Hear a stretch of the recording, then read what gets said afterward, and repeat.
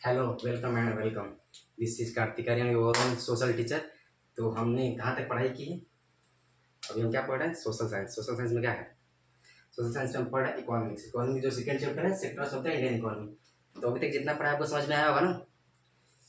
Expect करता हूँ कि आपको समझ में आया होगा और आपको रिवीजन आपने रिवीजन की होगी। रिवीजन इंपॉर्टेंट है।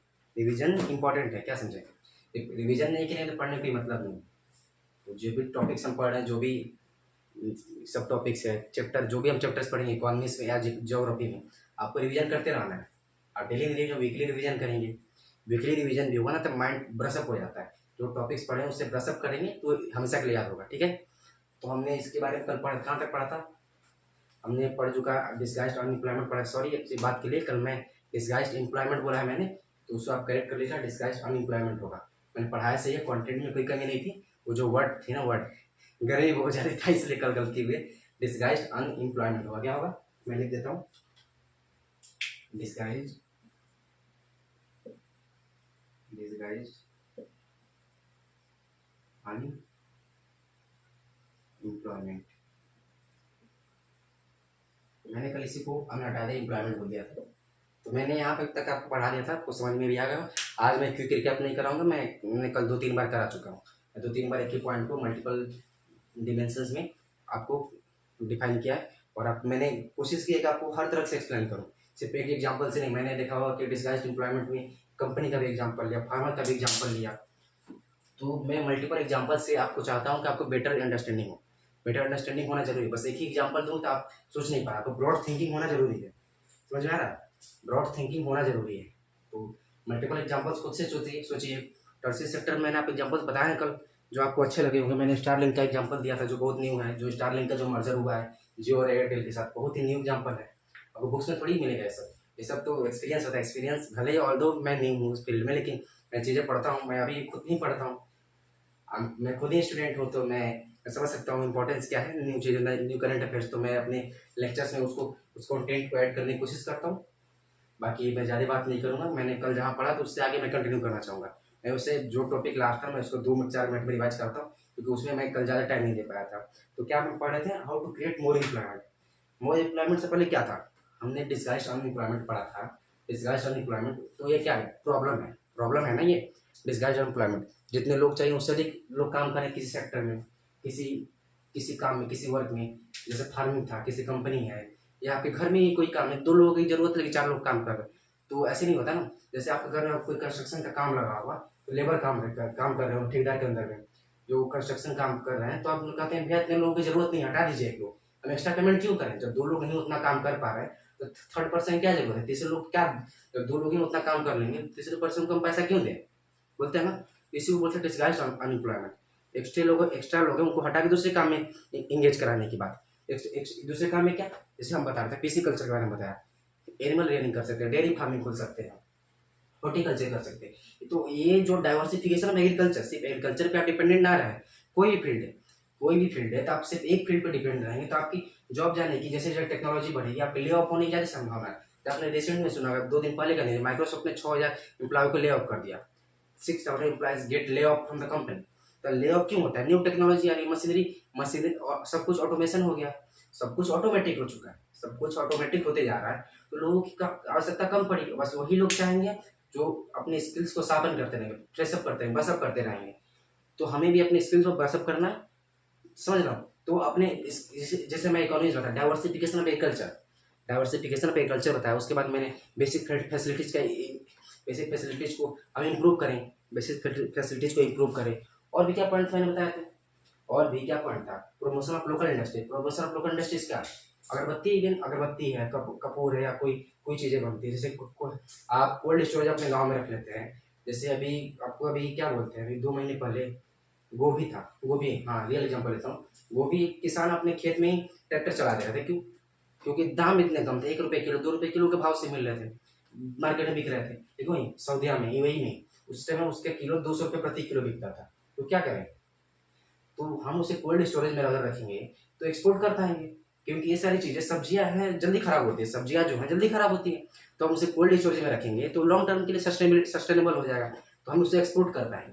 तो ये सारी चीज़ें हर गाँव में हो, हर गाँव में अगर हम डेवलप कर पाए, हनी बी का कलेक्शन सेंटर बनाए जंगलों के नज़दीक। तो इससे क्या होगा, उससे होगा कि जो चीज़ें खराब होने वाली, जल्दी खराब होती है, उसे हम स्टोर कर पाएंगे लॉन्ग टर्म के लिए।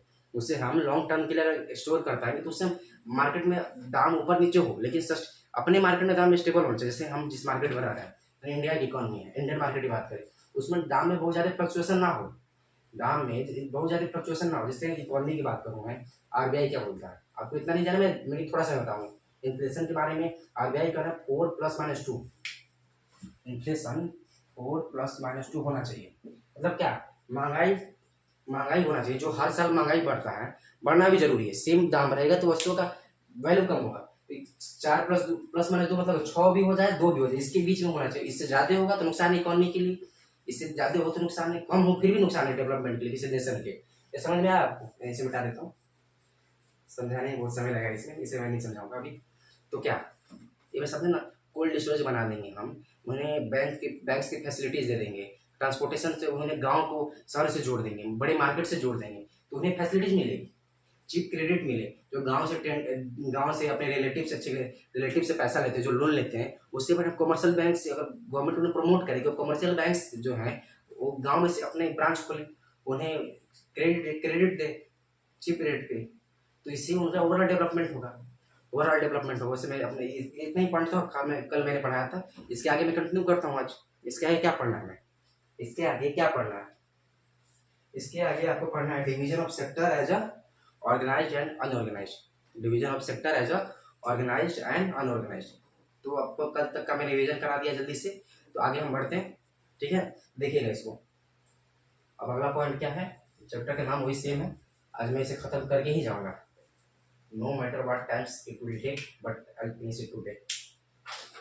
क्या है अगला टॉपिक हमारा, division of sector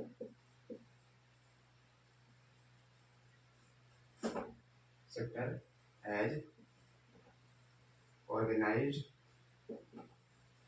and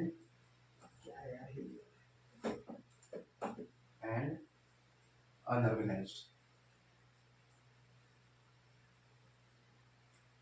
heading से कुछ समझ में आ रहा है, ये हेडिंग से कुछ समझ में आया, क्या पढ़ना हम लोग, किस बारे में जानना है।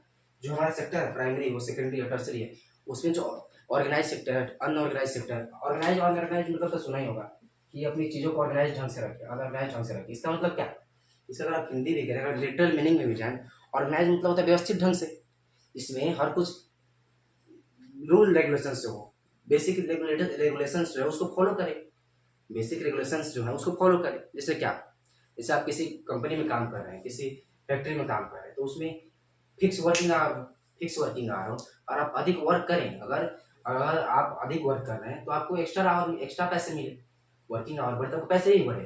आपको जब जॉब से छुट्टी लेना हो तो सोचना ना पड़े, आप सीक लीव भी ले चुके हैं। ऐसा ना हो जैसे कुछ कंपनियां होती हैं, जो लोकल कंपनी, जो छोटी कंपनियां होती हैं, वो तो सीक लीव भी नहीं देती, सीक लीव सिक लीव भी नहीं देती। तो क्या, सिक लीव नहीं दे रही, आप लीव चाहे चले, सिक लीव आपकी खत्म हो चुकी है, तो पेड लीव एटलीस्ट मिल जाए, सिक्योरिटी है आपको, बेटर वर्किंग कंडीशंस हो, टॉक्सिक कल्चर ना हो, वर्क कल्चर टॉक्सिक ना हो। हम यही तो देखते हैं ऑर्गेनाइज सेक्टर में। अब ऑर्गेनाइज सेक्टर में क्या देखा, आपको जॉब सिक्योरिटी हो, ये नहीं कि जब मन आपके मैनेजर का मन किया आपको निकाल दे काम से, ये तो ऑर्गेनाइज सेक्टर ना हो ना।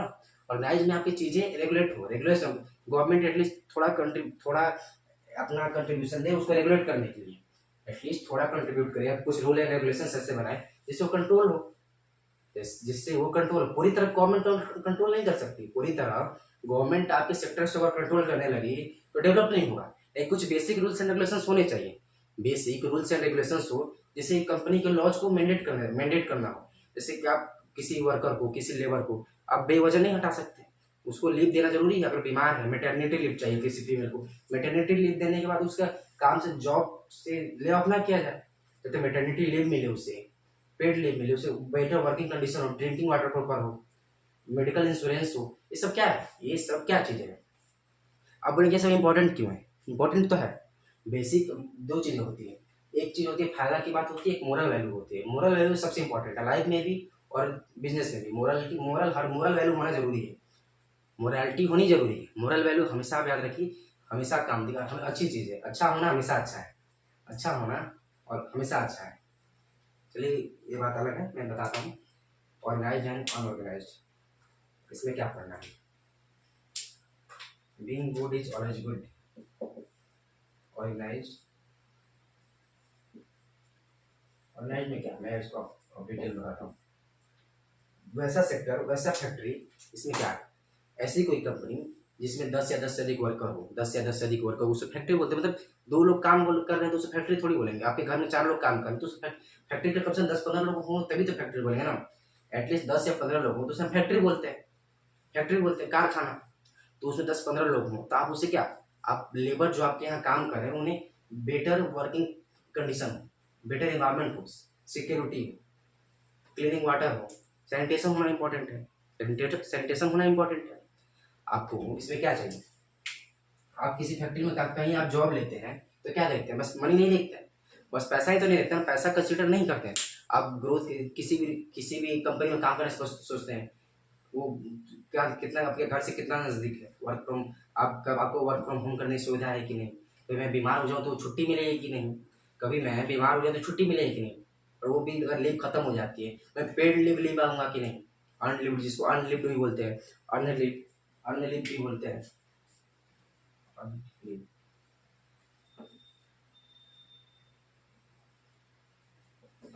मेडिकल इंश्योरेंस की फैसिलिटीज है कि नहीं, मेडिकल इंश्योरेंस की, आप जब मतलब आप कंपनी से निकाला ना जाए, कुछ मिनिमम वेज होना चाहिए, मिनिमम वेजेज हो, उसी ही तो ऑर्गेनाइज बोले। ऑर्गेनाइज मतलब क्या, हर कुछ व्यवस्थित ढंग से हो, हर कुछ फॉर्मल हो, फॉर्मेलिटी से हो। आपको छुट्टी भी लेनी है तो आप एप्लीकेशन लिखिए तो आपको छुट्टी मिल जाए। सिक लीव, आपको घर से मैटरनिटी लीव या पैटर्निटी लीव है तो आपको मिल जाए, जब मन तब कंपनी वाले आपको निकालना चाहिए, उसे तो ऑर्गेनाइज बोलेंगे। उसमें कुछ गवर्नमेंट अपने रूल्स एंड रेगुलेशंस बनाए, जैसे factory act 1948, factory act 1948, factory act 1948 हो गई, जैसे जो कि लेबर कंडीशंस को रेगुलेट करती है। जो कंपनी में आपको लेबर कंडीशंस कैसे, जो आपके यहाँ लेबर काम कर रहे हैं, कभी आप कहीं आप उनके साथ जाते तो नहीं कर रहे हैं, मिनिमम वेज पे तो नहीं काम करा रहे हैं, मिनिमम वेज से क्या लिखता हूँ, सिक्योरिटी, कुछ point, security of job, job security भी लिख सकते हैं, leave from work, medical insurance, ये सारी चीजें हैं जो ऑर्गेनाइज सेक्टर में होना चाहिए। मेडिकल इंश्योरेंस, और क्या हो जाएगी, maternity leave, maternity leave, minimum wages, minimum wages, good working environment. Good working environment मतलब क्या, गुड वर्किंग इन्वायरमेंट मतलब ये नहीं कि आपको, good working environment, good working environment से ये ना समझिए आपको जंगल के नज़दीक होगा कि वहाँ जहाँ की हवा बहुत साफ हो, तो नॉर्मल कंडीशंस होनी चाहिए, आपको सिक्योरिटी हो, आप घर के अंदर में काम करें, आपको ये नहीं कि धूप हो रही है, बहुत बरसात हो रही है, आपके अंदर उसी में काम करने को मजबूर किया जाए। गुड वर्किंग कंडीशन मतलब, गुड वर्किंग कंडीशन मतलब आप इजीली काम कर सके, आपको बेसिक फैसिलिटीज हो कि सैनिटेशन की, आपको सैनिटेशन जाना, बाथरूम यूज करना, बाथरूम आपके बगल में हो, पानी मिल जाए, आप अगर कोई बीमार होती है, हाथ कट जाए, उंगली कट जाए, फर्स्ट एड बॉक्स हो, एटलीस्ट फर्स्ट एड बॉक्स हो, और ज़्यादा कंडीशन खराब होती है मेडिकल इंश्योरेंस मिलना, मेडिकल इंश्योरेंस मिले। सुनते हैं ना, अरे हम इस कंपनी में काम करते हैं, उसमें मेडिकल इंश्योरेंस भी है, 5 लाख, 5 लाख का मेडिकल इंश्योरेंस भी है। आप कभी छुट्टी नहीं है, त्योहार का सीजन चल रहा था, आप पेड लीव ले लेते हैं, चलो कोई बात नहीं, छुट्टी नहीं मिली, मेरी सिक लीव खत्म हो जाए, मैं पेड लीव ले लेता हूँ। ये सारी चीज़ ऑर्गेनाइज सेक्टर के अंदर है। इसमें गवर्नमेंट क्या रोल प्ले करती है, इसमें गवर्नमेंट क्या रोल करती है, government role, government role, government independence के बाद से, आज़ादी के बाद से, जब जब हम आज़ाद हुए तो जैसे हमारे साथ व्यवहार के, जैसे अंग्रेजों ने हमारे साथ व्यवहार किया, दुर्व्यवहार किया, हमें मानव ना समझ के, हमें एज मशीन की तरह ट्रीट किया कि आपको दिन भर काम करना, 16 घंटा 18 घंटा काम करना, फिर प्रॉपर खाना नहीं देते थे, आपको अच्छी वर्किंग कंडीशन, आप बीमार है फिर भी आपको आना, छुट्टी नहीं दे सकते हैं, छुट्टी नहीं ले सकते। तो इसमें क्या, सबसे पहले क्या इंश्योर की, जो लेबर आपके यहाँ काम कर रहे हैं उन्हें कुछ ऐसी रेगुलेट करते हैं, रेगुलेट करें, उन्हें कम से कम बेसिक एमिनिटीज ऑफ लाइफ है ना, रिस्पेक्टफुल लाइफ जी पाए, रिस्पेक्टफुल लाइफ जी पाए, रेस्पेक्टफुली अपने लाइफ को सस्टेन कर पाए, रेस्पेक्टफुली वो लाइफ को सस्टेन कर पाए। तो उसके लिए क्या किया गया, 1948 में फैक्ट्रीज लॉ बनाए गए। फैक्ट्री लॉ में क्या, उसमें लेबर को, जो लेबर काम करे उनके हितों के ध्यान रखते हुए, जो लेबर काम करे उनके हितों के ध्यान रखते हुए ऐसे रूल्स एंड रेगुलेशंस बनाए गए जो उनके सेटिस्फाई करें। बेसिक जैसे जैसे मैं पानी की बात कर रहा हूँ, सैनिटेशन की बात कर रहा हूँ, छुट्टियों की बात कर रहा हूँ, मेडिकल इंश्योरेंस की बात करें, और तो उस टाइम मेडिकल इंश्योरेंस नहीं होता होगा, 1948 में मेडिकल इंश्योरेंस की बात नहीं की होगी। जैसे जैसे चीज़ें इवॉल्व की, उसे मेडिकल इंश्योरेंस भी ऐड हुआ। मैटरनिटी लीव, पेटर्निटी लीव की बात उस टाइम नहीं की गई थी, नहीं की गई होगी। तो आज उसको मैटरनिटी लीव की बात करते हैं। मैटरनिटी लीव से आगे बढ़े, अब तो पेटर्निटी लीव भी मिलता है, पेटर्निटी लीव भी मिलता है। ये सारी चीज़ें क्या है, ऑर्गेनाइज सेक्टर का पार्ट है, ऑर्गेनाइज सेक्टर का पार्ट है। आपको कंपनी में क्या मिलता है, आपको कंपनी में क्या मिनिमम वेजेज एक्ट भी है कि आप इससे कम में काम नहीं कर सकते। जैसे देश में, हमारे देश में बेरोजगारी बहुत ज़्यादा है, अनएम्प्लॉयमेंट बहुत ज़्यादा है, अनएम्प्लॉयमेंट बहुत ज़्यादा है। तो ऐसा ना हो कि आप कम सस्ते में मजदूरों को ला के रख ले, जो आपके यहाँ एक्सपीरियंस मजदूर हैं, जो आपके यहाँ एक्सपीरियंस लेबर हैं, उन्हें आप हटा दें किसी दिन, चलो यार मैं सस्ते में लेबर ले आता हूँ, मिल भी जाएंगे। तो ऐसा ना, मिनिमम वेजेज एक्ट होनी चाहिए, मिनिमम वेज आपको इतना इतना मिलना ही चाहिए, उससे कम में सर्वाइव नहीं कर सकते आप।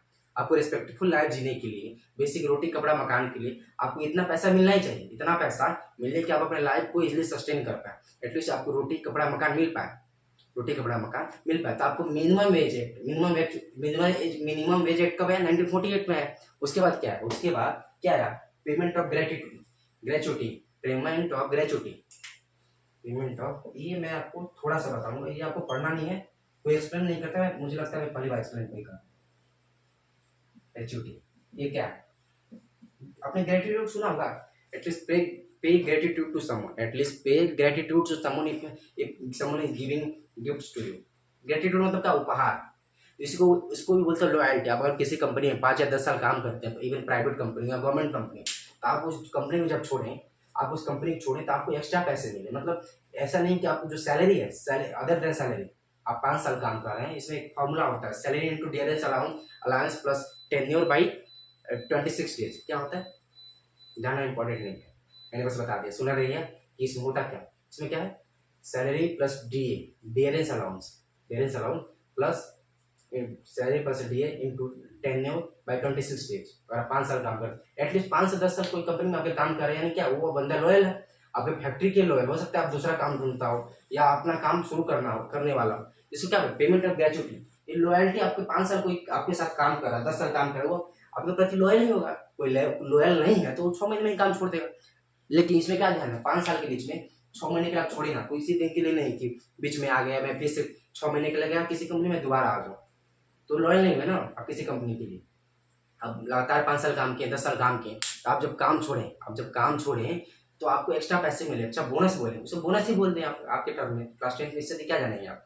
इसमें बहुत सारे एक्ट होते हैं, इसमें बहुत सारे सेक्शंस होते हैं जो आपको सीए बता पाएंगे, मुझे उतना नहीं जानना, आपको भी नहीं जानना। इसमें क्या है, पेमेंट ऑफ ग्रेचुटी, ये कब आया, 1972 में आया, 1972 में आया। फैक्ट्री लॉ कब आया, फैक्ट्री लॉ कब आया, 1948। सेम ईयर में कब इंट्रोड्यूस हुआ, wage act, minimum wages act 1948 में आया। इसमें पीएफ की बात, प्रोविडेंट फंड की बात की गई।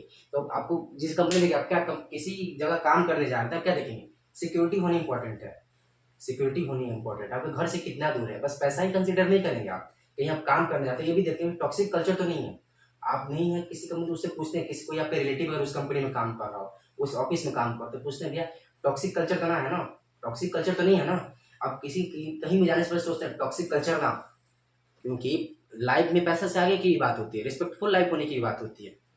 रिस्पेक्टफुली लाइफ जीना इंपॉर्टेंट है, रिस्पेक्टफुली लाइफ जीना इंपॉर्टेंट है। तो आप ये भी देखते हैं, ये सब ऑर्गेनाइज सेक्टर के अंदर क्या आती है, सिक्योरिटी ऑफ जॉब हो, लीव फ्रॉम वर्क हो, मेडिकल इंश्योरेंस हो, मैटरनिटी लीव हो, मिनिमम वेज हो, गुड वर्किंग एनवायरनमेंट हो, ये सारी चीजें ऑर्गेनाइज्ड है। इसमें गवर्नमेंट क्या रोल प्ले करती है, गवर्नमेंट कुछ कानून बना देती है कि आपको, आप अगर एम्प्लॉयर है, आप एम्प्लॉय कर रहे हैं किसी में से, एम्प्लॉयर मतलब क्या, काम देने वाला।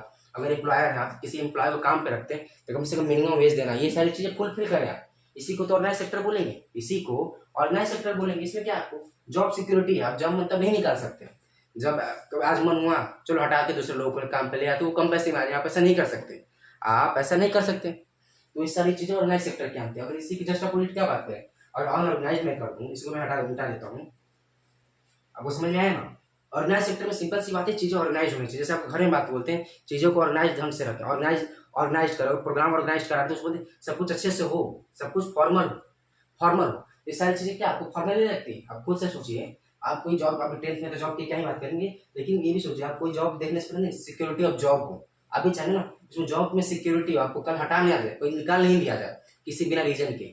अब कोई गलती के, आपको परफॉर्मेंस अच्छा नहीं तो निकालना है, जाहिर सी बात है, कोई भी प्रॉफिट के लिए काम कर रहा है, प्रॉफिट सीकिंग होते हैं बिजनेसमैन। तब लेकिन आप काम अच्छा करते, आपको जबरदस्ती ना निकाला जाए, ये भी देखना कंसिडर करना है। लीव फ्रॉम वर्क हो, मेडिकल इंश्योरेंस हो, मैटरनिटी लीव हो, मिनिमम एज हो, गुड वर्किंग, और भी पॉइंट हो सकते हैं, और भी पॉइंट्स हो सकते हैं। ये सारी चीजें क्या है, ऑर्गेनाइज सेक्टर के अंदर आती है। उसमें गवर्नमेंट ने क्या रोल प्ले किया, थोड़ा बहुत क्या रोल दिया है, फैक्ट्री लॉ बना दिया, पेमेंट ऑफ ग्रेच्युटी एक्ट 1972 आया, मिनिमम वेजेज एक्ट आया। ये सारी चीजें ऑर्गेनाइज सेक्टर के अंदर आती है। अगर अनऑर्गेनाइज सेक्टर की बात करें, और अनऑर्गेनाइज सेक्टर का एग्जांपल मैं आपको रियल एग्जांपल्स दूंगा, रियल एग्जांपल जो आपने देखा ही हो, कहीं ना कहीं जरूर देखा होगा। चलिए इसमें मिटाता हूँ, फिर मैं आपको बताता हूँ। वैसे एग्जांपल्स नहीं होगा जो हाइपोथेटिकल हो। हाइपोथेटिकल मतलब वो उसका कहीं आपने कहीं देखा ही नहीं हो। मैं आपको रियल एग्जांपल्स दूंगा जिससे आपको समझ में आए। मैं पूरी कोशिश करता हूँ कि एग्जांपल्स रियल हो, जिससे कि समझ में आना आसान हो। तो मैं आगे बढ़ूँ ना, ये आपको जरूर समझ में आया होगा। ऑर्गेनाइज अनऑर्गेनाइज मैं आज इसको खत्म कर देता हूँ। बहुत दिन हो गए, 5 क्लासेस दे दी मैंने इसमें। इसके बाद जो 2 चैप्टर बचते हैं उसको भी मैं सोच रहा हूँ, 2 या 3 चैप्टर बचते हैं, उससे मैं सोच रहा हूँ 10 या 15 दिन में खत्म करूँ, 10 या 15 दिन में खत्म कर दूंगा। तो क्या है अगला पॉइंट, अनऑर्गेनाइज, अनऑर्गेनाइज सेक्टर। दूसरा अनऑर्गेनाइज्ड, अनऑर्गेनाइज्ड। इसमें क्या जो अच्छी बात है उसमें की गई, आपको अच्छी बात तो आपको ही पता चलती होगी ना, ये बातें अच्छी हैं, ये बातें अच्छी है, सुनने में अच्छी लग रही है, ये बातें अच्छी आपको ही पता चलती होगी। अनऑर्गेनाइज में क्या होगी, सिक्योरिटी ऑफ जॉब नहीं होगी। कल आया, कल आपको काम से हटा दिया गया, कल आपको काम से हटा, उसमें कोई मेडिकल इंश्योरेंस की बात नहीं करी जाएगी। आप बीमार हुए या गिर गए, चलिए भैया काम से हटा देता, कोई इसमें कंपनी आपको कोई कंपनसेशन नहीं देगी। चलो आप कुछ चोटिल हो गए तो आपको मैं इलाज करा दूँ। मेटर्निटी लीव की तो बात ही नहीं करनी। मेटर्निटी लीव क्या होता है भैया, आप जाइए, आप काम से छुट्टी ले लीजिए हमेशा के लिए। छुट्टी टेम्पररी छुट्टी क्यों चाहिए, परमानेंट छुट्टी ले लीजिए। ये सब बातें की जाएगी। उसमें गवर्नमेंट का कोई मेजर रोल प्ले नहीं करेगा, गवर्नमेंट उसमें कोई रोल प्ले नहीं करेगा कि उसमें कोई एक्ट बना के आपको रोक सके। अनऑर्गेनाइज्ड सेक्टर में क्या है, no security from job, no job security, no job security, no job security. इसमें मैं एग्जाम्पल दूंगा, बहुत रियल। No medical insurance, medical insurance. Fire work, जो फायर क्रैकर्स वाले इंडस्ट्री होते हैं, फैक्ट्री होते हैं, उसमें क्या लगता है आपको बेटर फैसिलिटीज दी जाती होगी क्या, प्रॉपर सेफ्टी का ध्यान रखा जाता होगा। आप दिवाली टाइम देखते होंगे, दिवाली टाइम तो जरूर सुना होगा। क्या बोलते हैं, पटाखे बनाने वाली फैक्ट्री में लगी आग, पटाखे बनाने वाली फैक्ट्री में आग लगी, क्रैकर्स की जो फैक्ट्री है उसमें आग लगी। उसमें क्या है, और उसमें अगर उसमें सेफ्टी का ध्यान दिया गया होता तो क्या ऐसा होता, सैकड़ों लोग हर साल मरते हैं दिवाली के टाइम, फैक्ट्री में आग लग गई। तो ये सब चीजें क्या है, आपके लिए सेफ इन्वायरमेंट नहीं दिया गया। बस आप गरीब हैं, आप काम करने जा रहे हैं, आप गरीब हैं, आप काम करने जा रहे हैं, इसमें आपकी सेफ्टी कोई ध्यान नहीं रखा गया। इसमें गवर्नमेंट अपना बहुत रोल प्ले नहीं कर पा रही। क्यों, इंडिया में इन्फॉर्मल सेक्टर बहुत ज्यादा है, इन्फॉर्मल सेक्टर बहुत ज्यादा है। गवर्नमेंट को पता ही नहीं, वो रजिस्टर्ड ही नहीं कंपनी से, किसी भी कंपनी गवर्नमेंट से रजिस्टर्ड ही नहीं। और नया सेक्टर क्या है, गवर्नमेंट से रजिस्टर्ड होगी, गवर्नमेंट से रजिस्टर्ड होगी। आप उसे चेक कर रजिस्टर्ड कंपनी है कि नहीं। आप सामान लेने जाते हैं, आप एसी ले रहे हैं या कोई फ्रिज ले रहे हैं, तो सोचते हैं ना अच्छे कंपनी की लो, अच्छे कंपनी जिसका पहले से मार्केट में नाम हो, कुछ सालों का एक्सपीरियंस हो, कुछ सालों का एक्सपीरियंस, ये देखते हैं ना वो कंपनी रजिस्टर्ड है कि नहीं, अब वो कंपनी रजिस्टर्ड है कि नहीं। अनऑर्गेनाइज्ड सेक्टर में क्या, आपको क्या लगता है, जो आपके यहाँ जैसे आपके घर में काम देखा होगा, आपका घर बनते देखा होगा, तो मिस्त्री और ठेकेदार होते हैं, लेबर होते हैं। ठेकेदार क्या करता है, तो लेबर है क्या, उसको हमेशा के लिए रखता है। अगर आप काम देखिए, काम बहुत कम तो हटा देते, जाओ घर, उसे कोई जॉब सिक्योरिटी नहीं, उससे बहुत ज्यादा काम कराया जाता है। मिनिमम वेजेस की बात, उससे सोचते हैं जितना कम में काम करा लो। कोई वर्किंग आवर फिक्स नहीं, वर्किंग आवर फिक्स है नहीं है, नो फिक्स वर्किंग आवर, उसमें भी लिख fix, no fix working hour, कोई फिक्स वर्किंग आवर नहीं है।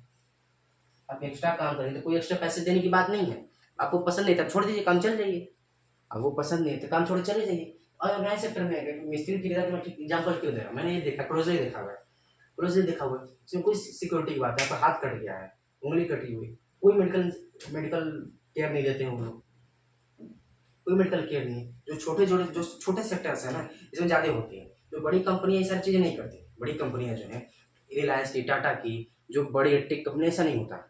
जो जो छोटे लेवल पे काम होते हैं, जो छोटी हैं, तो उसमें ही ये सारी चीज़ें, अभी प्रॉब्लम्स आपको देखने को मिलेगी। तो अनऑर्गेनाइज्ड सेक्टर में क्या, ये सारी चीज़ें, जो government, no government regulations, no government regulations not follow by कहता हूँ। गवर्नमेंट रेगुलेशंस तो ये फॉलो नहीं करते हैं, डू नॉट फॉलो, फॉलो, चीज़ लिख देता हूँ, do not follow government rule, don't follow government regulations. Government ने तो रूल बना के रखा है भाई, आपको इससे कम सैलरी नहीं देनी, बेटर वर्किंग फैसिलिटीज देना, टॉक्सिक कल्चर ना हो, पेड लीव मिले, अर्न लीव मिले, आप फिक्स वर्किंग और मिनिमम वेजेज हो। लेकिन कुछ चीज़ें ऐसी ना गवर्नमेंट हर चीज़ को रेगुलेट नहीं कर पाएगी। हमारी मोरालिटी होनी चाहिए, हम मोरल भी होनी इंपॉर्टेंट है। जैसे जैसे प्राइवेट सेक्टर क्या है, बिजनेस से प्रॉफिट सीकिंग है, लेकिन प्रॉफिट से ऊपर भी आपके लाइफ में मोरालिटी होनी चाहिए। तो वो मोरल आप नहीं है तो गवर्नमेंट कितना ही कंट्रोल कर पाएगी, गवर्नमेंट कितना ही कंट्रोल कर पाएगी। तो ये सारी चीज़ें अनऑर्गेनाइज सेक्टर में आती है, अनऑर्गेनाइज सेक्टर में। समझ में आ गया आपको? छोटे जितने मीन वर्क होते हैं, लीन वर्क होते हैं ना, जैसे आपको अनऑर्गेनाइज सेक्टर में क्या, आपके गाँव में चाहे घर में, गाँव में देखा होगा जो छोटे गरीब तबके के लोग हैं, वो जो कूड़ा बीनते हैं, कचरा, उसको रिक्स वर्कर बोलते हैं, रिक्स वर्कर बोलते हैं। क्या उन्हें कोई बेटर वर्किंग कंडीशन मिलती है? क्या उन्हें प्रॉपर मास्क मिलता है क्या? जो आपके गली में आते होंगे साफ सफाई करने वाले, कचरा वाले तो साफ सफाई करने वाले बोलेंगे, कचरा वाले तो हम हैं, साफ सफाई करने वाले जो आते हैं, क्या हम उन्हें देखते हैं प्रॉपर मास्क लगा के आते हैं या हैंड ग्लव्स पहन के आते हैं? नहीं है। भले ही बुक्स में ये बातें लिखी गई हैं, गवर्नमेंट ने पॉलिसी बनाई है, गवर्नमेंट ने ये पॉलिसी बना दी है कि प्रॉपर मास्क लगा के रखना, मास्क लगाना है और ग्लव्स लगाने। क्या ऐसा होता है क्या? आपने देखा है क्या? नहीं है। तो ये सच अनऑर्गेनाइज्ड है। गवर्नमेंट ने ऑल्दो प्रयास किया है वो पॉलिसी बना के उसे रेगुलेट कर पाए, लेकिन क्या हम उसे नहीं अप्लाई नहीं कर रहे हैं, उसे अप्लाई नहीं करते? क्या यही चीज़ तो अनऑर्गेनाइज सेक्टर में है? और अनऑर्गेनाइज सेक्टर क्या बोलेंगे? गवर्नमेंट चीज़ें भी, गवर्नमेंट सेक्टर में भी ऐसी कुछ चीज़ें अनऑर्गेनाइज्ड है, अनऑर्गेनाइज्ड है। यही सब सारी चीज़ें जो है आपको अनऑर्गेनाइज सेक्टर में आई, जो ऑर्गेनाइज नहीं है। आपको नाम से भी समझ में आया होगा, मैंने आपको डिटेल में बता भी दिया। इस सारी चीज़ समझ में आ गई आपको? इसके आगे हम क्या पढ़ेंगे, इसके आगे क्या पढ़ेंगे, इसके आगे हम क्या पढ़ेंगे? How to protect workers in unorganise sector. हम जैसे ये प्रॉब्लम्स थी, मैंने प्रॉब्लम्स की बात की है, सारी प्रॉब्लम, जैसे हम डिस्गाइज अनएम्प्लॉयमेंट में पढ़ लेते हैं, डिस्गाइज अनएम्प्लॉयमेंट पढ़ा ना हमने, डिस्गाइज अनएम्प्लॉयमेंट पढ़ा, तो उसके बाद हमने क्या पढ़ा, एम्प्लॉयमेंट कैसे जनरेट करें, उसके बारे में 5 पॉइंट 6 पॉइंट हमने पढ़े। इसमें सारी देखिए पॉइंट्स आपको सिमिलर मिलेंगे, पॉइंट्स आपको सिमिलर मिलने वाले। किसी भी इकॉनमी, देखिए इकॉनमी में 2 चीज़ होती है, मेजर चीज़ आप ध्यान रखिए, आपको इंप्रूव करना पड़ेगा। जैसे आपको हमेशा देखें, मेडिकल केयर इंप्रूव करिए, एजुकेशन इंप्रूव करिए, मेडिकल केयर इंप्रूव करिए, एजुकेशन इंप्रूव करिए, ट्रांसपोर्ट इंप्रूव करिए, ये सारी चीज़ें आपको देखने को मिलेगी ही मिलेगी। मतलब मैक्सिमम एग्जाम्पल्स ऐसे होंगे जिसमें आपको 2-3 पॉइंट सेम ही मिलेंगे। 2-3 पॉइंट आप समझ के रखिए कि हर जगह होना है। अब जैसे आप इसमें तो क्या सोसाइटी की बात, जैसे हिस्ट्री में सोसाइटी की बात करनी है, स्टेटस ऑफ वुमेन की बात करनी है, ट्रेड एंड एग्रीकल्चर की बात करनी है, ये सारी कुछ चीज़ें फिक्स होती हैं। आप जो अगर वो बात कर रहे हैं उस सब्जेक्ट में बात कर रहे हैं, इसमें क्या देखना है, ट्रांसपोर्ट एंड कम्युनिकेशन आपको आना ही आना है कि भाई आप ट्रांसपोर्ट एंड कम्युनिकेशन को इंप्रूव करिए, ट्रांसपोर्ट एंड कम्युनिकेशन को इंप्रूव करिए, basic facility, health and education को इंप्रूव करिए, हेल्थ एंड एजुकेशन को इंप्रूव करिए, चीप क्रेडिट दें, आप बैंक्स खोलें, बैंक्स ओपन करें गाँव में, ये सारी चीज़ें फिक्स हैं। आपको ये चीज़ें मिलेंगी ही मिलेंगी। मैक्सिमम थ्योरी ऐसी होगी, इसमें आपको प्रॉब्लम के सॉल्यूशन से ही बताए जाएंगे, प्रॉब्लम्स के जो सॉल्यूशंस हैं, तो ये सारी चीज़ें ही इसमें लिख देता हूँ, मैं लिख देता हूँ, आपको ज़्यादा समझ में आएगी। ये किताब में लिखा नहीं होगा कि यही होता है, लेकिन मैं अपने एक्सपीरियंस से बता रहा हूँ और मैं जितना पढ़ा है, आपको इकोनॉमी में ये सारी चीज़ें जरूर देखने को मिलेगी। क्या मैं बता रहा था अभी, बेसिक फैसिलिटीज को इम्प्रूव करना, basic facilities, transport and communication improve करना है, कम्युनिकेशन इम्प्रूवमेंट समझ आएगा इतना से, इम्प्रूवमेंट। और क्या मैं बता रहा था, बैंक्स को खोलना, हेल्थ केयर देना, ये सारी चीज़ें ना बहुत ही बेसिक है, बहुत ही बेसिक है। आप चीप क्रेडिट दें, और क्या थर्ड पॉइंट में होता है, चीप क्रेडिट, फॉर्मल क्रेडिट मैं लिख देता हूँ, चीप क्रेडिट, इसको फॉर्मल क्रेडिट बोलते हैं, फॉर्मल क्रेडिट। 11th-12th में जाएंगे, आपने 11th-12th में और आगे अगर एक कॉमर्स को एज ए सब्जेक्ट लेते हैं, ऑनर्स लेते हैं, ऑनर्स 10th-11th तो ऑनर्स नहीं बोलते, मिल सब्जेक्ट की तरह लेते हैं। अब वो क्या है, अब पीपीपी मॉडल की बात कीजिए, पब्लिक प्राइवेट पार्टनरशिप की बात की जाएगी, ये सारी चीज़ें ना, कुछ चीज़ें इकोनॉमी से फिक्स से आप हर जगह इस्तेमाल करेंगे, आपको नंबर नहीं मिलने हैं। हर सब्जेक्ट में ऐसे कुछ ना कुछ पॉइंट होते हैं, ज्योग्राफी में ऐसे कुछ पॉइंट होंगे, इन्वायरमेंट में ऐसे कुछ पॉइंट होंगे, आप उसे आग बंद करके इस्तेमाल करिए, आपको नंबर मिलने ही मिलने। तो आपको समझ में आएगा, organise sector, unorganise sector, organise sector, unorganise problem मैंने बता दी।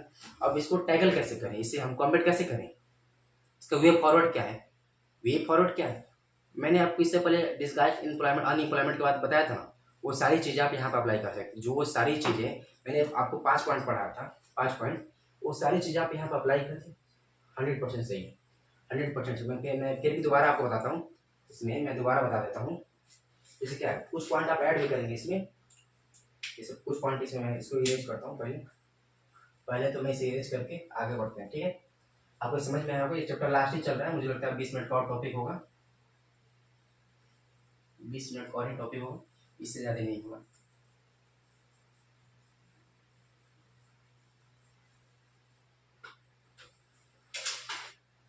How to protect worker in unorganised sector, से इससे अभी प्रॉब्लम पानी पड़ता है। अब इसका सॉल्यूशन क्या है? How to protect, method to protect worker, मैं लिख देता हूँ मेथड टू प्रोटेक्ट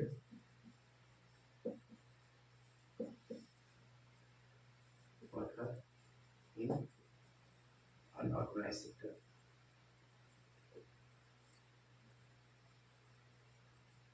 कुछ पॉइंट मैंने आपको बताया ना, वो आप फर्स्ट में इस्तेमाल करें, वो सही होने ही हों, वो सही होने ही है, कॉलेज में तो 100% सही होंगे।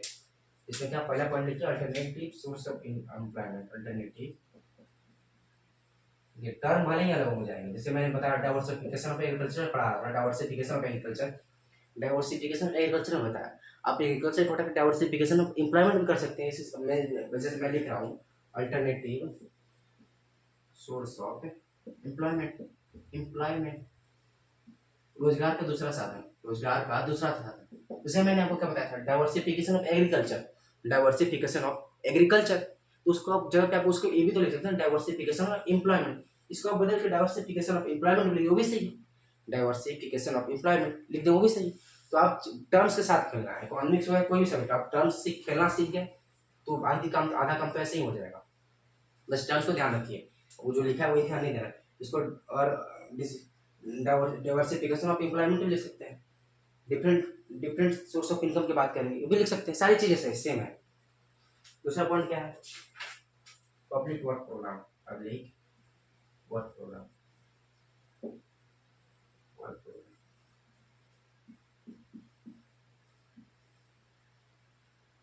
इसे मैं आपको एक पॉइंट बताऊंगा जो मैंने आपको इसमें मुझसे ज़्यादा छूट गया है, और इसमें मैं ज़्यादा डिटेल के साथ बताऊंगा। जैसे ऑर्गेनाइज सेक्टर पढ़ने के बाद ना मैं इससे ज़्यादा डिटेल में आपको बता दूंगा। इसमें क्या, इसमें मनरेगा आपको हिंदी में बता दूंगा, इसमें मनरेगा, मनरेगा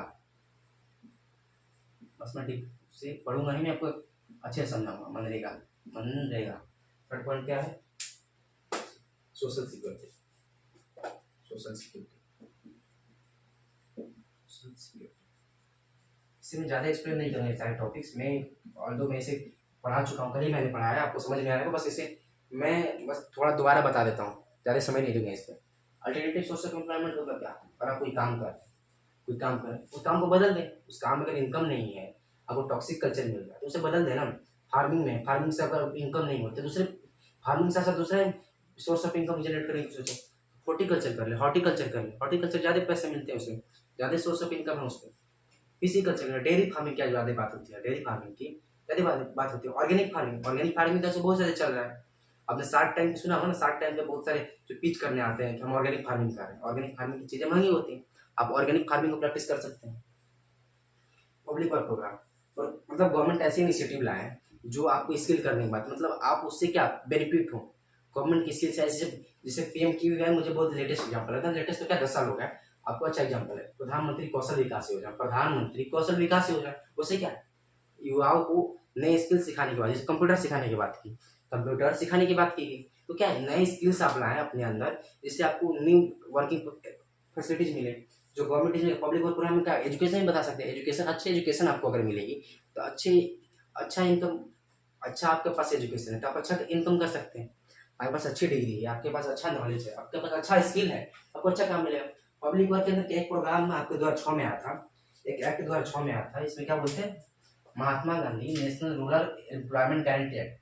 महात्मा गांधी, नरेगा भी बोलते हैं, इसमें ध्यान रखिए, जो मनरेगा में हटा देता हूँ, नरेगा भी बोलते हैं ज़्यादा, national rural employment guarantee act, national rural employment guarantee act. इसमें क्या 2006 में, 2006 में या 2006 कौन आया था, former prime minister doctor Manmohan Singh ने लाया था। इसमें क्या है आपको सुनना है, नरेगा में क्या है, नरेगा बहुत मतलब इंडियन इकोनॉमी में पिछले 75 साल के इंडिपेंडेंस में, 78 साल के इंडिपेंडेंस में एक चीज़ बहुत इंपॉर्टेंट हुई जो कि काफ़ी अच्छी है।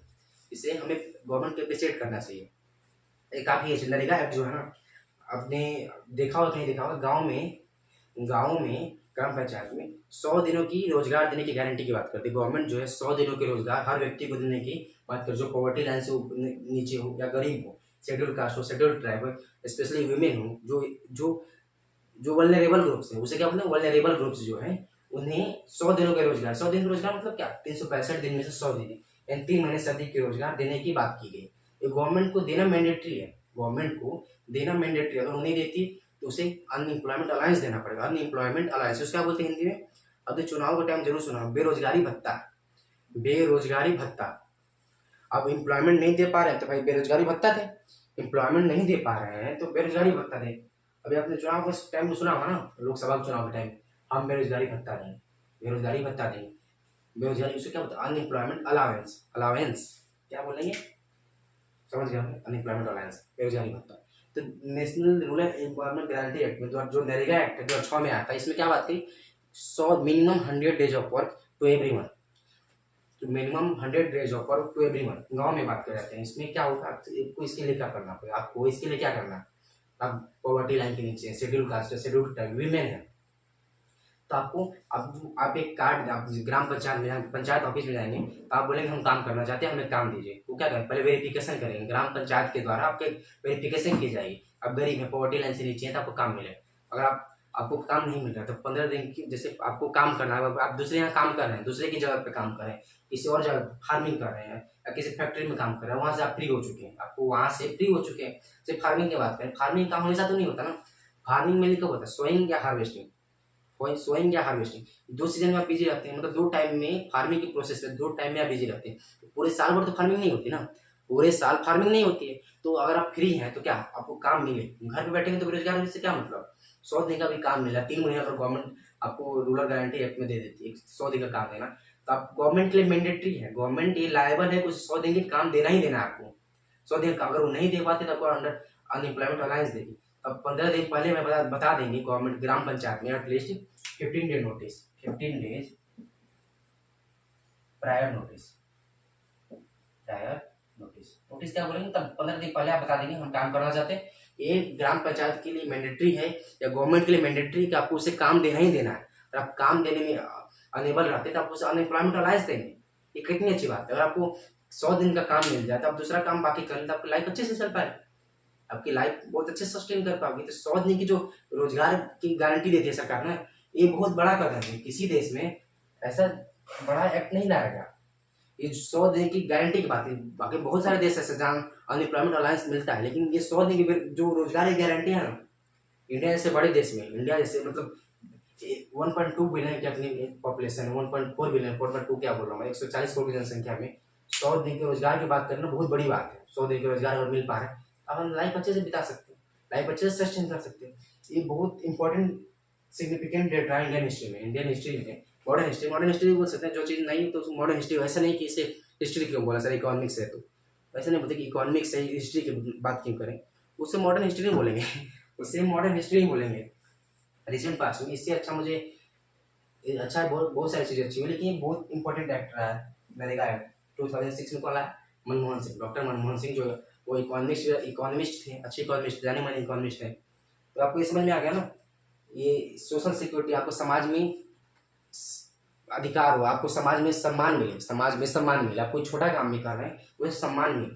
ऐसा जैसे आप घर में अगरबत्ती बनाने का काम शुरू कर देते हैं, अगरबत्ती बनाने का काम, रुई से, कॉटन से रुई बनाए, जैसे दिया जो बनता है ना, दिया वो बनाने का काम करते, सम्मान मिले आपको। कोई छोटा काम कर रहे हैं, अगर से क्या बोलते हैं, ड्रेनेज क्लीन कर रहे हैं, आजकल तो उसे मशीनरी का प्रयोग अच्छा होने लगा है, तो उसमें तो आपको समाज में सम्मान मिले, सम्मान इंपॉर्टेंट है, किसी भी डिग्निटीफुल लाइफ को आपको डिग्निटीफुल लाइफ मिले। जैसे आर्टिकल 20 में, आर्टिकल 21 में जो बात की जाएगी, जैसे राइट टू लाइफ की बात में बस ये नहीं कि आपको जीने का अधिकार, जीने का अधिकार, जैसे मैं पॉलिटिकल साइंस में बात करूँ ना, हमारे संविधान में सबसे इंपॉर्टेंट आर्टिकल क्या है, जो कभी सस्पेंड, जैसे जो कभी सस्पेंड नहीं होता, जो इमरजेंसी लगने के बाद भी सस्पेंड नहीं होता, क्या है, आर्टिकल 21, राइट टू लाइफ।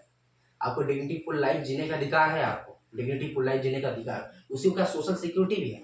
जैसे मैंने आपको बताया पॉलिटिकल साइंस से कनेक्ट किया, इंटरलिंक किया, तो सारी चीज़ें सोशल साइंस में या किसी सब्जेक्ट में आप सारी चीज़ों को इंटरलिंक कर सकते हैं, राइट टू लाइफ सबसे इंपॉर्टेंट आर्टिकल है हमारे कॉन्स्टिट्यूशन में, राइट टू लाइफ सबसे इंपॉर्टेंट है, इसको ध्यान में रखिएगा। ऐसे एक मैं नहीं बोल रहा हूँ, इसे जजेज बोलते हैं। जो इंडिया के जो बड़े जजेज हैं वकील यहीं से बोलते हैं कि भाई, और इन्हें जो कंस्टिट्यूएंट अपने असेंबली थी, जो संविधान सभा, तो वो भी सबसे बहुत इंपॉर्टेंट आर्टिकल बोलते हैं, right to life. Fundamental right में सबसे इंपॉर्टेंट राइट कौन सी है? Right to life.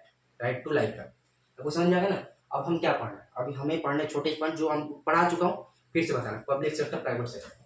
Public sector में तो जिससे गवर्नमेंट कंट्रोल करती है। प्राइवेट सेक्टर क्या? जिसमें जो ओनरशिप का राइट है। अब इसके आगे क्या पढ़ना है? इसके आगे क्या पढ़ना? Sectors on the basis ownership. Ownership के बेसिस में, जैसे आप ज्योग्राफी में भी आपने पढ़ा होगा। अब उसमें क्या नाम से पढ़ते हैं? Resources on the basis of ownership. इसमें क्या है? Sectors on the basis of ownership. Sectors on the basis of ownership. तो प्राइवेट सेक्टर की बात की जाएगी, प्राइवेट सेक्टर की, पब्लिक सेक्टर की, यही बात की जाएगी। और क्या बात है? आपको समझ में आ गया? ये चैप्टर आपका लास्ट ही चल रहा है, उसमें क्या है, अब क्या पढ़ना?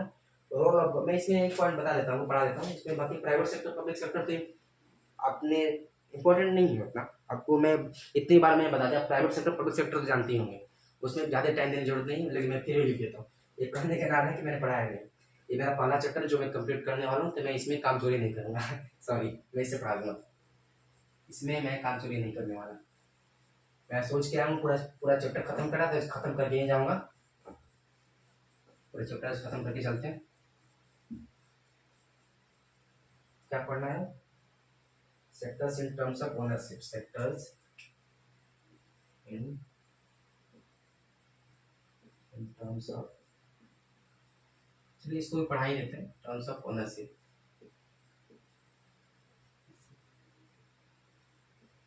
इसमें क्या है, खुद से भी जानते होंगे। पब्लिक सेक्टर, दो सेक्टर होती है, पब्लिक सेक्टर। इसमें पीपीपी मॉडल की बात करेंगे। इसमें आपको पढ़ना नहीं, लेकिन मैं जरूर बताऊंगा। इसमें मैं पीछे नहीं हटूंगा, इसमें मैं ये बताने वाला हूँ, public sector and private sector.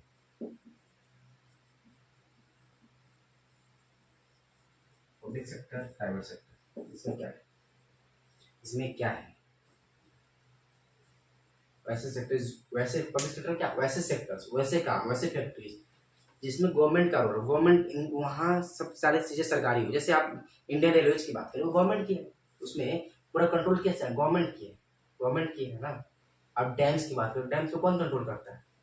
आप डैम पे जो टैक्सेशन चल रहे, टैक्स देते हैं, आप इनकम टैक्स रिटर्न भरते होंगे, आप क्या पता पेरेंट्स भरते हो, क्या गवर्नमेंट इंफ्रास्ट्रक्चर हो, तो सारी चीज़ क्या पब्लिक सेक्टर हो।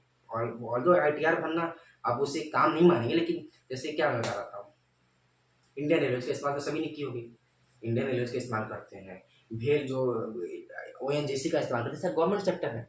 जो देखिए बड़ी कंपनियां है ना, जो मतलब बड़ी माइनिंग हो गया, ऐसा सारी चीज़ें गवर्नमेंट सेक्टर के अंदर ही आती है।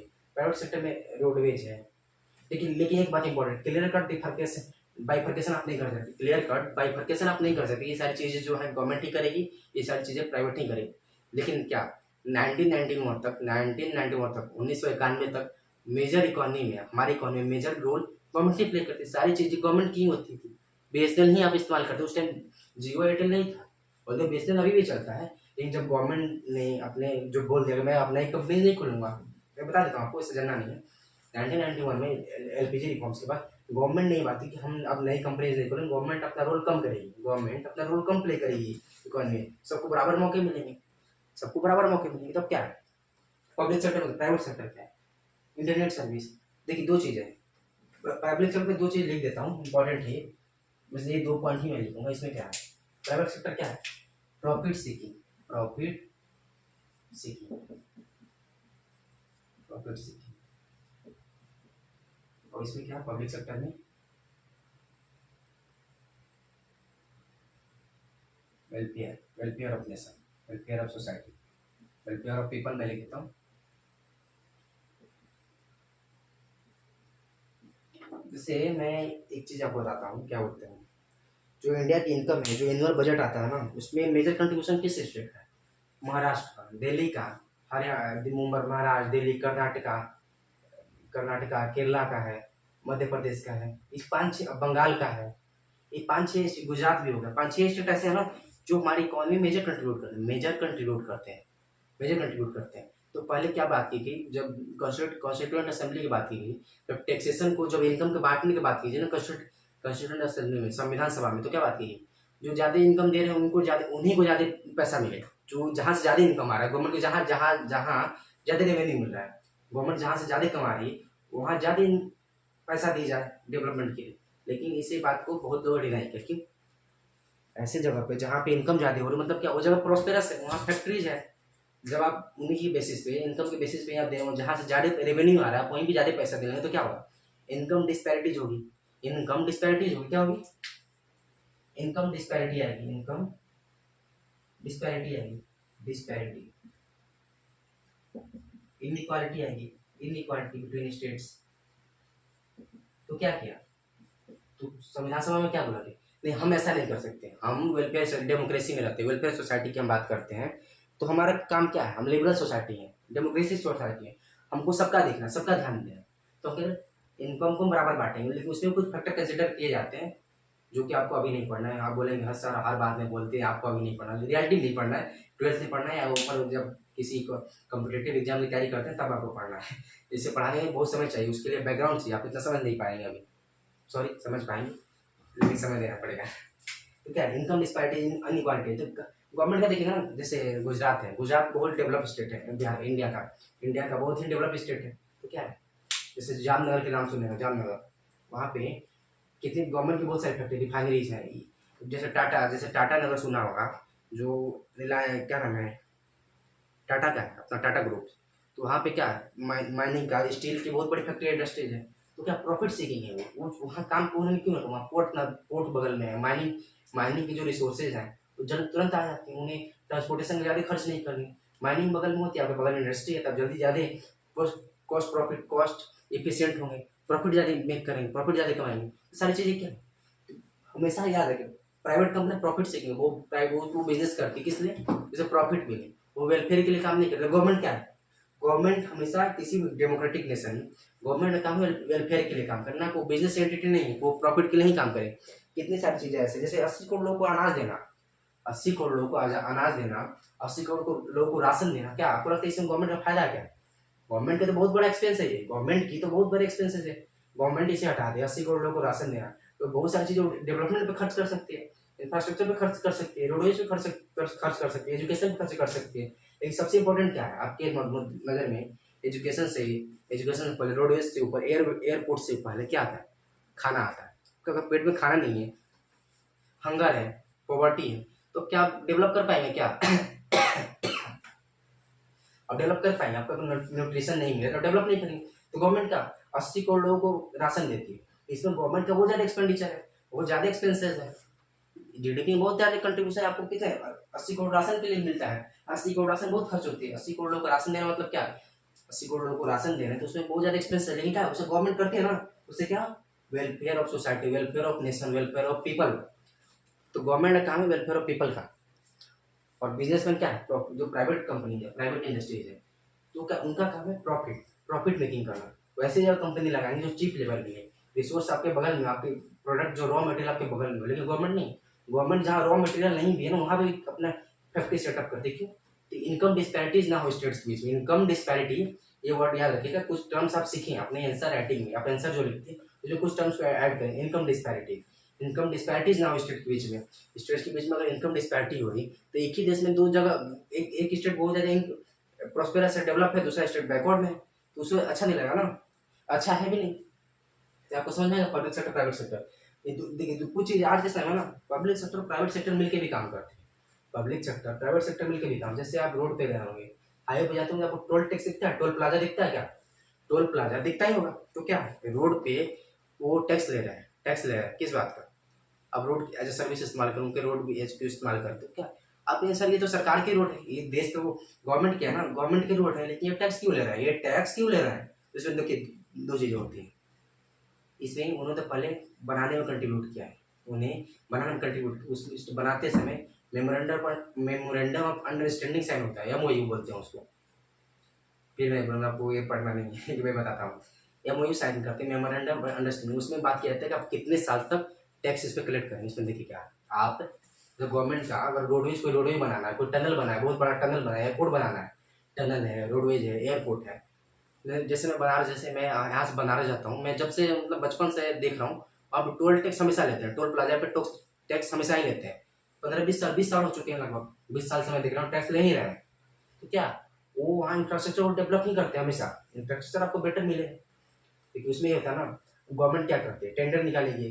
तो बात ये, आप इस रोड का कंस्ट्रक्शन का आप जिम्मा आपके जिम्मे है, आप इस कंस्ट्रक्शन रोड में जो कंस्ट्रक्शन है, जो इसे मरम्मत का काम है, मेंटेनेंस का काम है, ये आपका है। इसके बदले में आप क्या करेंगे, इसके बदले में आप क्या करेंगे, इसके बदले में आप क्या करेंगे, टैक्स लेंगे लोगों से, कुछ लिमिटेड पीरियड ऑफ टाइम के लिए टैक्स लेंगे। वो इंडिफिनिट टाइम के लिए नहीं, आप एक बार रोड बना दिए, जैसे आपके एक बार जैसे घर बनाते हो और हमेशा के लिए आपका हो गया। लेकिन ये गवर्नमेंट सेक्टर जो रोड रोड पे जो टैक्स लेते हैं ना, इंडिफिनिट टाइम के लिए नहीं होता, जब तक उनका जो इनकम उन्होंने लगाई वो उतना प्रॉफिट गेन कर लें, प्रॉफिट गेन कर लें, जो इंटरेस्ट गेन कर लें, जो पैसा लगा रहे हैं, इन्वेस्ट कर रहे हैं, तब तक उनको दिए जाते हैं, भाई आप कमा लें, उसके बाद आप इसी से टैक्स हटा दीजिएगा।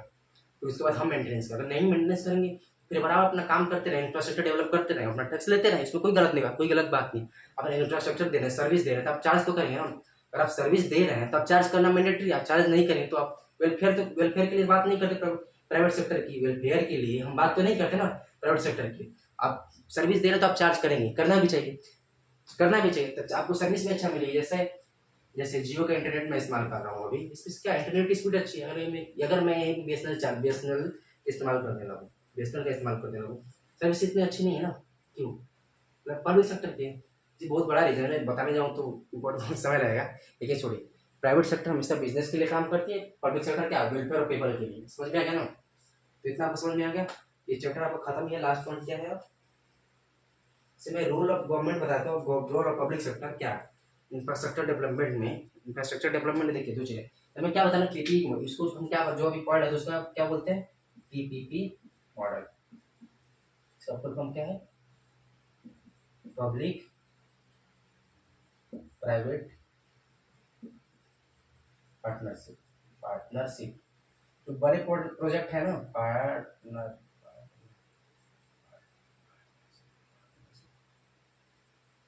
जो मॉडर्न टाइम्स आज के रिसेंट डेज में जो बड़े प्रोजेक्ट्स आते हैं ना, आपको मैक्सिमम में, मतलब मैक्सिमम नहीं बोले तो मैं टर्म हटाता हूँ, आपको कुछ जगह से जो पीपीपी मॉडल का इस्तेमाल किया है। पीपीपी मॉडल गवर्नमेंट अपना ही इनकम को, रिसोर्सेज को डाइवर्सिफाई करना चाहते हो, खुद ही खर्च नहीं करना चाहते, और खुद एक ही जगह खर्च करने लगे तो डेवलपमेंट में टाइम लगेगा, डेवलपमेंट में टाइम लगेगा, तो डाइल्यूट करती है चीज़ों को। क्या भाई, कुछ कुछ इसमें आप होल्डिंग आप ले लें, आप इस आपका भी शेयर हो इसमें, आप भी इनकम जनरेट कर लें, प्रॉफिट कमा लें, लेकिन क्या करें, आप सर्विसेज अच्छी दें। लेकिन अगर हम वहीं पर गांव की बात करें, गांव में कोई रोड नहीं बनाना चाहेगा, प्राइवेट सेक्टर, आपने गांव में देखा है क्या, प्राइवेट सेक्टर आपका रोड बना दे, क्यों, क्योंकि वहाँ उनको प्रॉफिट नहीं है, वहाँ कोई टैक्स नहीं देगा, अल्टरनेटिव रूट पकड़ के निकल जाए, अल्टरनेटिव रोड ले लेंगे, दूसरा रास्ता पकड़ के निकल जाएंगे, वो रोड बन जाएगी, उन्हें टैक्स नहीं मिल पाएगा, वो इनकम नहीं कमा पाएंगे वहाँ से, वहाँ पैसे की जो उन्होंने लगाया, वो इन्वेस्ट किया, वहाँ से प्रॉफिट तो हटाइए, वहाँ जो उन्होंने इन्वेस्ट किया उतना भी नहीं निकलेगा, तो क्या वहाँ कौन रोड बनाएगा, गवर्नमेंट का काम है बनाना, गवर्नमेंट का काम है, और गवर्नमेंट नहीं बना तो फिर वहाँ पे पीपीपी मॉडल चलता है, पीपीपी मॉडल चलता है, क्या आपको समझ आ गया ना। अब क्या पढ़ना है, ये गवर्नमेंट का क्या काम है, गवर्नमेंट का काम क्या है, गवर्नमेंट का, अब मैं इस बिना लिखे ही बताता हूँ, मैं लिख के बताऊँगा मैं लिख के ही बताऊँगा, आपको समझ में आ गया बस। अब लास्ट टॉपिक चल रहा है आपका, last topic of the chapter, last topic of the chapter क्या है, तो role of public sector, role of public sector. 5 minute और लगेगा, 5 मिनट से नहीं लगना चाहिए, 10 मिनट भी लग सकता है। क्या है infrastructure development, infrastructure development, infrastructure development, infrastructure development. Last 10 minute और बेयर कर लीजिए, backward classes, development of backward class लिख लीजिए, development of backward class, development of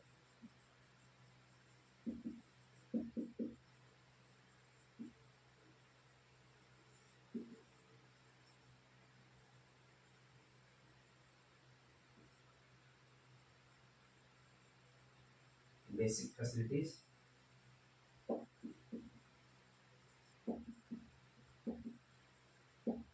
other problems लिख लीजिए, प्रॉब्लम्स,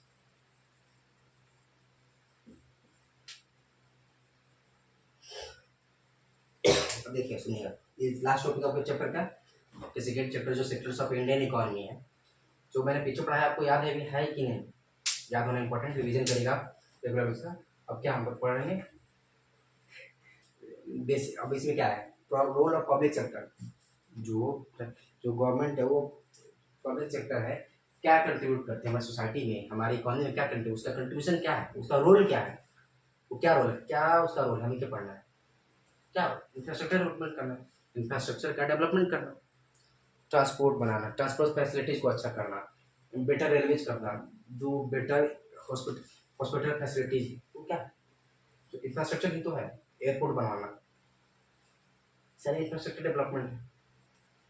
दूसरा पॉइंट क्या है, development of backward class. Backward class मतलब क्या, बैकवर्ड क्लास मतलब क्या समझते हैं?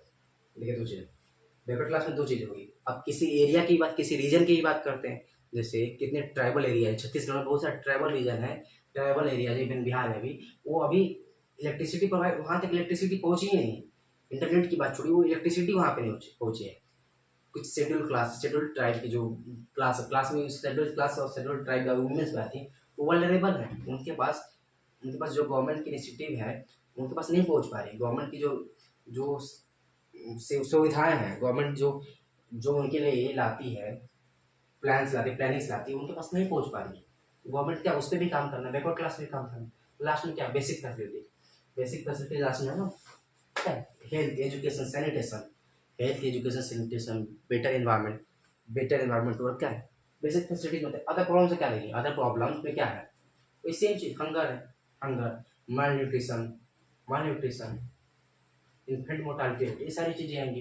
तो आपका चैप्टर ओवरऑल खत्म हो जाएगा। ये सारी जो पॉइंट्स है ना लास्ट में, जो आपके पॉइंट जो सेकंड लास्ट और लास्ट पॉइंट, ये सारी चीजें रिपीट होती हैं। रिपीट आपने इसे पढ़ा है, 9th में पढ़ा, 8th में पढ़ा, इस चैप्टर्स में भी मैंने बताया। तो ये चैप्टर मैंने अपनी तरफ से पूरी खत्म कर चुका है। धन्यवाद, आप एक और चैप्टर खत्म कर चुके हैं। तो ये आपको समझ में आ गया होगा ना, सेक्टर्स ऑफ इंडियन इकोनॉमी हमने पढ़ा, 5 क्लासेस दी हमने। तो आपको इसमें क्या समझ में आया, हमारी इकोनॉमी जो है अलग अलग सेक्टर्स, इसमें primary sector, secondary sector, tertiary sector, primary sector, secondary sector, tertiary sector, इसमें क्या प्रॉब्लम्स है, टर्शियरी सेक्टर कैसे ग्रो किया, अभी उसका इंपॉर्टेंस क्या है, क्या हमेशा से वैसा सेम रहा है, क्या वैसे हमेशा सेम रहा है, नहीं रहा है। फिर जीडीपी की बात की गई, इंटरमीडिएट गुड्स की बात की गई, डबल इनकम की बात की, उसके बाद जीडीपी आया, उसके बाद सेक्टर्स के इंपॉर्टेंस की बात की, उसके बाद क्या है डिस्गाइज अनएम्प्लॉयमेंट क्या होता है, उसके बाद गवर्नमेंट क्या जो रोल है पब्लिक सेक्टर में, प्राइवेट सेक्टर में, उससे हम कैसे कॉम्बेट करें, जो अनएम्प्लॉयमेंट की जो बात है उससे हम कॉम्बेट कैसे करेंगे। उसके बाद क्या है पब्लिक सेक्टर करो, प्राइवेट सेक्टर करो। ये इस चैप्टर में आपको सब कुछ रियल है, आपको हर कुछ देखने को, न्यूज़ पेपर में आपको हमेशा सुनने को मिलता होगा, अगर न्यूज़ पेपर पढ़ते होंगे तो आपको सुनने को मिलता ही होगा। जीडीपी तो हमेशा ही सुनने को मिलेगा। जब भी क्वार्टर आएगा, जैसे अप्रैल के बाद जून आएगा, तब 3 क्वार्टर, अप्रैल के बाद डायरेक्ट जून नहीं आता, मई आता है पहले, तो जून आएगा, जैसे फिर उसके बाद जुलाई अगस्त सितंबर आएगा, सितंबर एंड आएगा, तो आपको जीडीपी सुनाई देगा ही पेपर में। जीडीपी की बात, ये सारी चीज़ें वो काफ़ी रियल है, आपको रेगुलर सुनने को मिलता है, आपके सोसाइटी में आपके जो पॉलिटिकल डिबेट्स आपको सुनने को मिलते हैं, सारी चीज़ें समझ में आ गई। मैंने पूरी चैप्टर को बहुत ईमानदारी से पढ़ाने की कोशिश की, और ये मेरा पहला चैप्टर था, मैं पहली बार ही पढ़ा रहा हूँ, ऑल्दो मैंने बताना भूल गया आपको, मैं पहली बार क्लास ले रहा हूँ, ऑल्दो 7 दिन हो गए हैं क्लास लेते हुए। तो आपको समझ में आया होगा, मैं एक्सपेक्ट करता हूँ, मैंने पूरी मेहनत की, और मैं ये आपकी तरफ से एक्सपेक्ट करता हूँ, ये मैं मान के चलता हूँ आप इसे रिविजन करेंगे। कोई कमी होगी तो अपने बुक से पढ़ेंगे। मैंने ऑल्दो इसे थॉरली कंप्लीट किया है, कोई पॉइंट छोड़ा नहीं है, जो छोड़ा बीच में याद है तो मैंने बीच में बताया भी, तो इससे मैं कंप्लीट करता हूँ, इसे रिवाइज करिएगा। और जो आगे के चैप्टर से मैं सोचता हूँ 7 से 10 दिन में मैं सोच रहा हूँ टारगेट करता हूँ कंप्लीट करते हैं उसे, इस मंथ के एंड तक या अगले मंथ के फर्स्ट वीक तक खत्म कर दूँगा। जो इकोनॉमिक्स से मैं खत्म कर दूँगा, उसके बाद ज्योग्राफी पे जाऊँगा। तो हाँ, मैं यही सोच रहा हूँ, उसके बाद ही ज्योग्राफी पे जाने की सोच रहा हूँ। तो जैसा वो बताइएगा, बाकी आपको समझ में आया ना, मैंने पूरी कोशिश की, ईमानदारी से की, और अभी ईमानदारी से मेहनत करिए, खुश रहिए, स्वस्थ रहिए और मस्त रहिए। चलिए चलते, गुड नाइट, ओके बाय।